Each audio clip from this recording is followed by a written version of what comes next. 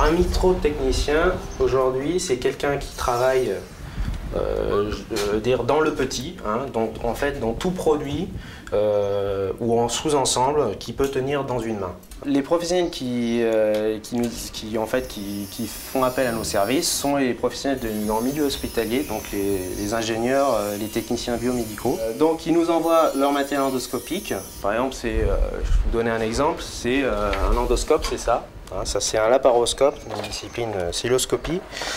Donc en fait un endoscope c'est un tube où est logée une fibre, hein, une fibre endoscopique et un ensemble optique hein, avec des lentilles. Ce qui peut arriver c'est de la casse de lentilles par exemple, voilà, des bris de lentilles. Donc nous ici on est amené à les remplacer et les réparer. J'ai commencé par une voie mécanique, en fait, c'est une mécanique générale. Et après, je me suis aperçu qu'en fait, il y avait d'autres métiers. Et puis les microtechniques, c'était une discipline où on touchait à tout. Et c'est pour ça que je me suis lancé là-dedans.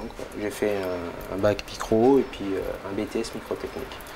Ce qui m'intéresse, c'est que du jour au lendemain, je peux m'attacher à autre chose. Donc aujourd'hui, je peux faire de la fabrication. Aujourd'hui, je peux m'initier dans l'étude. Et c'est ce qui m'intéresse vraiment, c'est qu'on n'est pas renfermé dans une seule activité. Les domaines d'application des microtechniques, vous les retrouvez dans la vie de tous les jours. Hein. Par exemple, je vous donne un exemple, si vous allez vous utilisez une brosse à dents électrique, ça fait partie des microtechniques.